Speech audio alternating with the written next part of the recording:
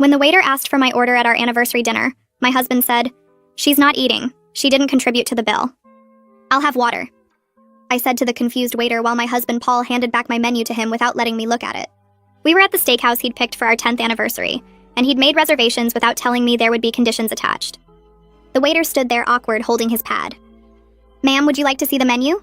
Paul answered for me. "She's fine. I'll have the ribeye medium rare with loaded potato." He ordered a $100 meal while telling me I couldn't eat. "Sir, is the lady not dining?" The waiter looked concerned. Paul smiled like this was normal. "She didn't bring any money, so she doesn't get to order. That's how restaurants work, right? You pay, you eat." He said it loud enough for nearby tables to hear. An older couple looked over shocked. "Paul, please. It's our anniversary." He laughed and showed the waiter his phone. "Look at our bank accounts. Hers has $14. Mine has $12,000. He'd separated our finances 6 months ago without discussing it. "She wants to be independent so she can independently pay for her own meals." The waiter shifted uncomfortable. "I could bring some bread for the table." Paul shook his head. "Bread is for customers. She's just sitting here." He turned to me. "You should have thought about dinner before you quit your job." I'd been laid off, not quit, but Paul had been telling everyone I chose to be unemployed. "I was laid off, Paul. The company downsized." He waved his hand dismissive. "Successful people don't get laid off. You weren't valuable enough to keep." The couple next to us was openly staring now. The woman looked horrified. Paul noticed and spoke louder. "I'm teaching her about consequences. No contribution means no consumption." He pulled out cash and fanned it on the table. "See this? This is what work looks like." The waiter tried again. "Perhaps a small salad?" Paul grabbed the money back. "Did you not understand? She has no money means she gets no food. It's simple economics." He looked at me. "Maybe being hungry will motivate you to find work faster." I'd applied to 40 jobs that week. "You told me not to take the retail position because it was beneath us." Paul laughed harsh. "That was before I realized you're professionally worthless. Now any job would be an improvement." The woman from the next table walked over. "Excuse me, miss, would you like to join us? We have an extra seat." Paul stood up angry. "She's my wife. She sits with me." The woman looked at him disgusted. "You're starving your wife in public." Paul pulled out his phone again.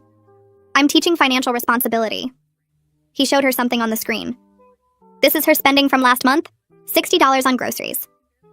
The woman looked confused. "She bought food for your home?" Paul nodded. "With my money. Then she has the audacity to say she's broke." He turned back to me. "You spent my grocery money, so now you can watch me eat." The waiter left to get the manager. Paul didn't notice because he was pulling up more bank records. "Look, January, she spent $30 on gas. February, $40 on medication." He showed everyone around us. "All my money. But now suddenly she needs dinner?" My medication was for anxiety, which had gotten worse since Paul became like this. "That was when we shared accounts, Paul. You said household expenses were both our responsibility." He sat back down. "That was before you became a financial burden." The manager arrived and Paul immediately started complaining. "Your waiter keeps trying to force food on my wife when I clearly stated she's not ordering." The manager looked between us. "Sir, is there a problem?" Paul smiled his business smile. "No problem. I'm a paying customer ordering a meal. She's just accompanying me." The manager hesitated. "We can't serve one person while the other sits hungry." Paul pulled out more cash. "I'll pay for her seat. A rental fee. How's $50? He put the bill on the table. "There. Now she's paid to sit, but not eat." The older woman from the next table spoke up. "This is financial abuse." Paul turned on her. "Abuse? I'm the one who pays for everything. House mortgage, utilities, insurance, all me." He counted on his fingers. "She contributes nothing but expects to eat at expensive restaurants?" The woman's husband stood up too. "Young man, you're humiliating your wife." Paul laughed. "She humiliated herself by being unemployable." That's when things shifted. The waiter came back with the manager and a security guard. "Sir, we're going to have to ask you to leave." Paul's face went red. "What? I'm the paying customer." The manager nodded. "And we reserve the right to refuse service. You're disturbing other guests." Paul stood up outraged. "This is discrimination against successful people." The security guard stepped closer. "Sir, please leave voluntarily." Paul grabbed his cash. "Fine, but she's walking home. Gas costs money." He stormed out, leaving me there. The older woman pulled out the chair next to her husband. She gestured for me to sit down, and I moved like my body belonged to someone else. The waiter appeared with the menu and opened it in front of me. I stared at the words but couldn't make sense of them through the tears collecting in my eyes. The woman put her hand on my arm. Her husband introduced them both as Matt and Natasha. I managed to say my name, but my voice cracked halfway through. Natasha ordered a chicken dish for me without asking what I wanted, and I was grateful because I couldn't have chosen anything myself. The waiter brought bread, and I took a piece just to have something to do with my hands. Matt asked if I needed them to call someone, and I shook my head because there was nobody to call. My parents lived 3 states away, and Paul had slowly cut me off from most of my friends over the past few years. The food arrived, and Natasha watched me take the first bite before she started eating her own meal. The chicken was good, but it stuck in my throat because I kept thinking about Paul driving home alone and what he would do when I got there. Natasha asked where I was staying tonight. The question made my stomach hurt worse than the hunger had. I told her I lived with Paul in a house about 20 minutes away. She looked at Matt, and something passed between them without words. Matt asked if I felt safe going home, and I opened my mouth to say yes, but nothing came out. Natasha reached into her purse and pulled out a business card. She explained she volunteered at a shelter that helped women in difficult situations. The card had an address and phone number printed on plain white stock. I put it in my pocket even though I knew I wouldn't use it. Matt wrote his cell number on a napkin and slid it across the table. He said to call anytime, day or night, if I needed help. I thanked them both and finished my chicken while they paid the bill over my protests. Natasha hugged me before I left and whispered that what happened wasn't normal or okay. I walked to my car knowing she was right, but not knowing what to do about it. The house was dark when I pulled into the driveway. Paul's car wasn't there, which meant he'd gone somewhere after leaving the restaurant. I unlocked the front door and turned on every light in the downstairs. The silence felt heavy, like the house was holding its breath. I went to the bedroom and pulled our marriage certificate from the filing cabinet. Then I found my birth certificate and social security card tucked in the back of my underwear drawer where Paul never looked. I searched his office for bank statements, but he kept everything password protected on his computer. The desk drawers held nothing useful except old tax returns that showed how much money we'd made together before he separated everything. I found $40 in his coat pocket and took it. Then I put it back because I was scared he'd notice it missing. I checked under the mattress and in the bathroom cabinets and behind the books on the shelves. 2 hours passed and I had a small pile of documents on the kitchen table, but no cash and no plan. Paul's car pulled into the garage at 12:30. He walked in like he'd been at a normal business dinner. He loosened his tie and asked what I'd made for dinner. I stared at him from the kitchen table surrounded by papers. He glanced at the documents and shrugged. Then he said we should forget about the misunderstanding at the restaurant. I asked him what misunderstanding he meant. He waved his hand like brushing away a fly and said I'd made a scene in front of strangers. I stood up so fast my chair fell backward. I told him he was the one who made a scene by refusing to let me eat. He laughed and said I was being dramatic again. He walked to the fridge and pulled out leftover pizza. He ate it cold while standing at the counter and told me I'd embarrassed him in front of important people. I asked what important people, and he said the manager might have been someone he did business with. He finished the pizza and went upstairs without saying goodnight. I sat at the kitchen table until 3 in the morning staring at the business card Natasha had given me. The next morning, I waited until Paul left for work. My hands shook so hard I could barely hold my phone. I dialed the number on Natasha's card and she answered on the second ring. Her voice was warm like she'd been expecting my call. I asked if the offer to meet was still good and she said absolutely. She gave me the address of the shelter and said she could be there at 2 that afternoon. I wrote down the directions even though I'd already looked them up online 3 times. She asked if I was safe right now and I said yes because Paul was at work. She told me to bring any important documents I had and I looked at the pile still sitting on the kitchen table. I gathered everything and put it in a grocery bag.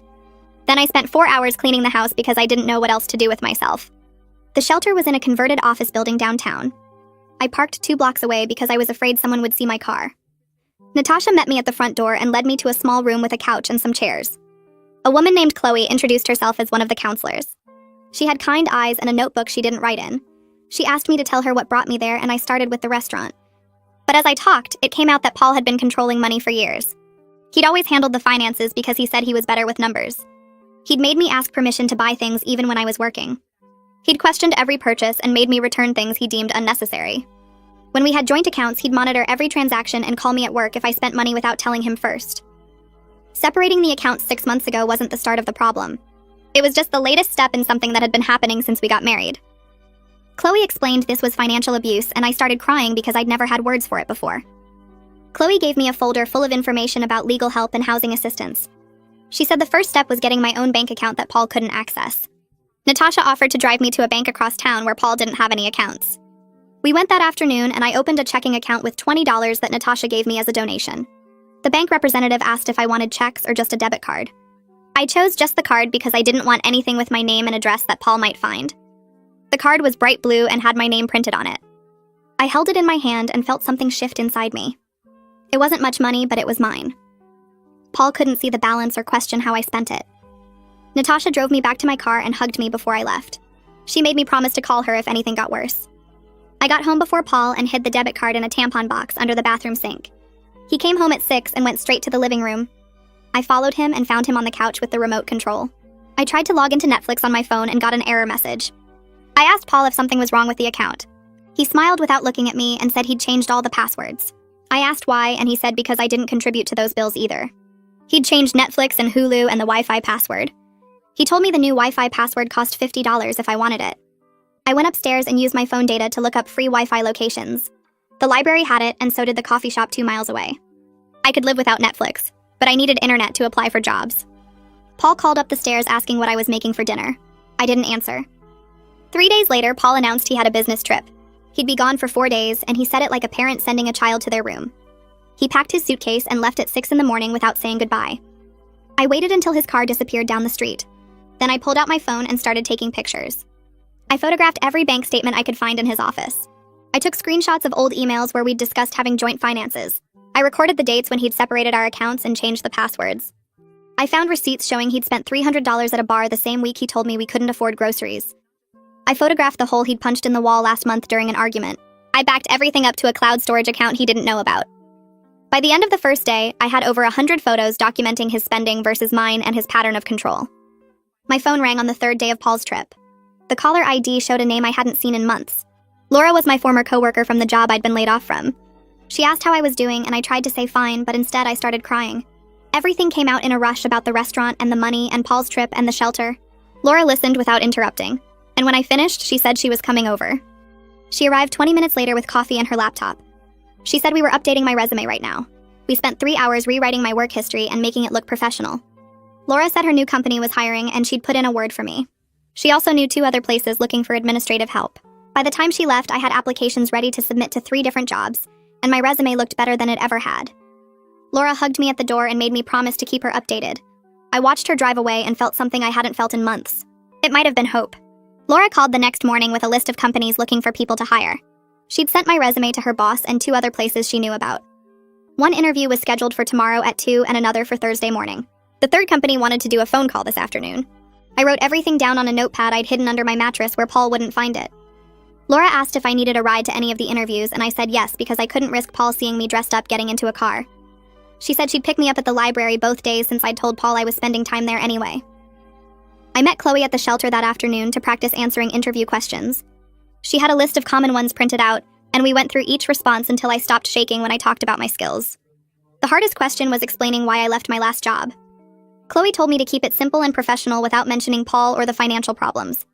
Just say the company downsized and I was part of a larger layoff. She made me repeat it 10 times until it sounded natural instead of rehearsed. Then she took me to the donation closet where they kept professional clothes for women going to job interviews. I found a black blazer that fit perfectly and a blue shirt that looked clean and pressed. Chloe added a pair of dress pants and some black flats that were only slightly scuffed. I tried everything on in the bathroom and looked at myself in the mirror. I looked like someone who belonged in an office. Someone who had her life together. The person staring back at me didn't match how I felt inside, but maybe that was okay. Maybe I could fake it until it became real. The phone interview went better than expected. The woman asked about my experience, and I talked about my last position without my voice breaking. She seemed impressed with my organizational skills and said they'd call back tomorrow if they wanted to schedule an in-person meeting. When I hung up, I realized my hands had stopped shaking halfway through the conversation. Laura texted me good luck for tomorrow and said she'd be at the library at 1:30 to pick me up. The first in-person interview was at a marketing firm 20 minutes from our house. Laura drove me there and waited in the parking lot in case it went short. The office had glass walls and modern furniture, and everyone looked busy and important. The manager who interviewed me was younger than I expected, maybe early 30s, and she smiled when she shook my hand. She asked me the same questions Chloe and I had practiced, and I answered each one without stumbling. She showed me the desk where I'd be working if I got the job and introduced me to 2 other people in the office. Everyone seemed normal and friendly. No one looked at me like I was broken or worthless. The manager said they were interviewing 3 candidates and would make a decision by Monday. The second interview on Thursday was at Laura's new company. She introduced me to her boss who ran the administrative department. This interview felt easier because Laura had already told them about my work history and skills. Her boss asked me situational questions about handling difficult tasks and managing multiple priorities. I talked about systems I'd created at my old job to track projects and deadlines. She nodded along and made notes on her papers. At the end, she said they needed someone who could start soon and asked about my availability. I said I could start whenever they needed me. She shook my hand and said I'd hear from them by the end of the week. I walked out of Laura's building feeling something strange in my chest. It took me a minute to recognize it as actual hope. Real hope, not the desperate kind I'd been clinging to. 2 solid interviews and 1 more phone call scheduled for tomorrow. 3 real chances at independence. Paul came home from his business trip on Friday night. I was in the kitchen making dinner when he walked through the door with his suitcase. He didn't say hello or ask how I'd been. He just dropped his bag by the stairs and went straight to his office. I heard him on the phone talking about his trip and laughing with whoever was on the other end. When he finally came into the kitchen, he looked at the pasta I was making and asked if I'd used his money to buy the groceries. I said yes because we both knew I didn't have any other option. He nodded like he'd proven some point and sat down at the table. I put a plate in front of him and he started eating without thanking me. I sat across from him with my own plate and we ate in silence. He didn't ask about my week or mention the restaurant or apologize for anything. He just ate his food and scrolled through his phone like nothing had happened. Laura's boss called on Saturday morning while Paul was in the shower. She offered me the administrative position starting at $40,000 a year with benefits after 90 days. I said yes before she even finished explaining the details. She wanted me to start Monday, which gave me 2 days to figure out how to hide this from Paul. I thanked her 3 times and she laughed and said she was excited to have me on the team. When I hung up, I sat on the bed staring at my phone. I had a job. A real job with real money that would go into my secret account. Chloe's voice played in my head warning me not to tell Paul. He'd find a way to ruin it or force me to quit or call my new boss and sabotage everything. I had to keep this secret until I had enough money saved to leave safely. Paul came out of the bathroom and asked why I looked weird. I said I was fine and he shrugged and went back to his phone. The rest of the weekend passed in the usual silence. Paul watched television and worked on his laptop. I cleaned the house and made meals and pretended everything was normal. But something had shifted inside me. I had a plan now. I had money coming in that he couldn't control. Every day at this job would be 1 day closer to freedom. Paul noticed the change in me almost immediately. I hadn't realized I was acting different, but apparently I was. He started watching me more carefully, asking questions about where I'd been and what I'd done during his trip. I stuck to the story about spending time at the library, and he seemed to accept it. But on Wednesday night, I was in the shower when I heard our bedroom door open and close. I rushed through washing my hair, and when I got out, Paul was sitting on the bed holding my phone. My stomach dropped. He looked up at me and asked what I was hiding. I said nothing and reached for the phone, but he pulled it back. He'd gone through my messages and emails and call history. I watched him scroll and scroll, looking for something to prove I was lying to him. But there was nothing there.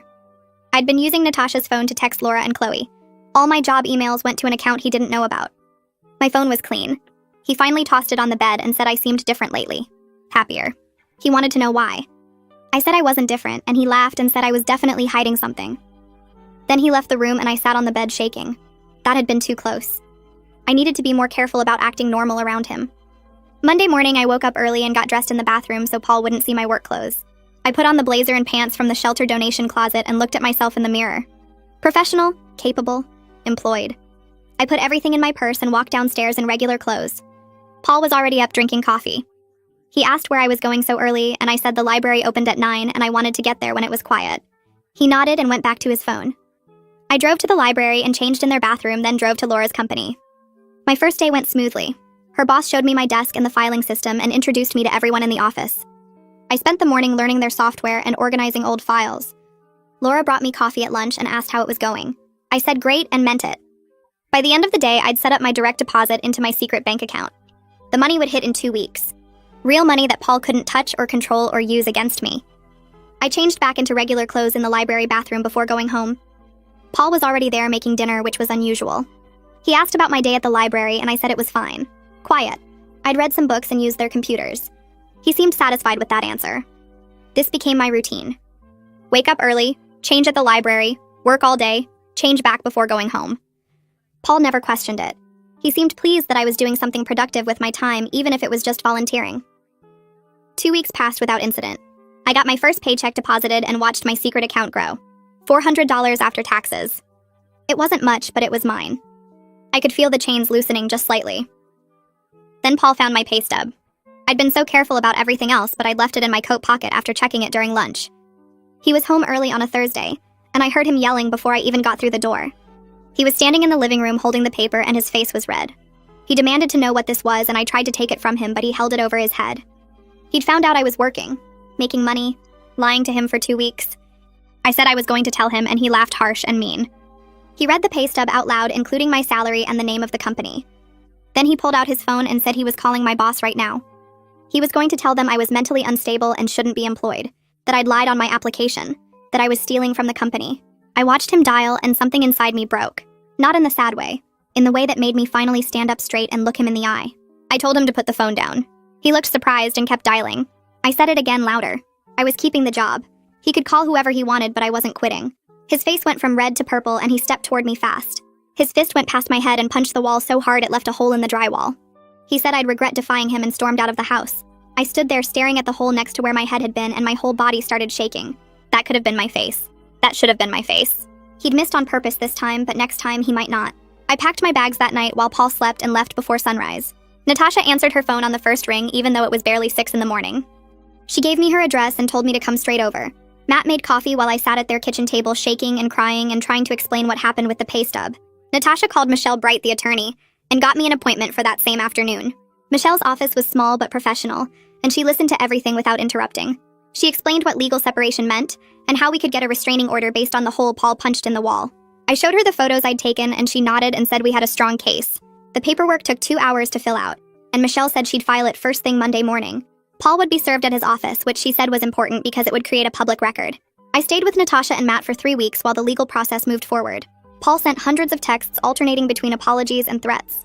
Michelle told me not to respond to any of them and to save everything as evidence. The restraining order came through and Paul violated it twice by showing up at Natasha's house. The second time Matt called the police and Paul spent a night in jail. Michelle discovered the hidden accounts during the asset disclosure phase. Paul had been moving money into accounts under his mother's name for over a year. The judge was not happy about that, and it helped my case significantly.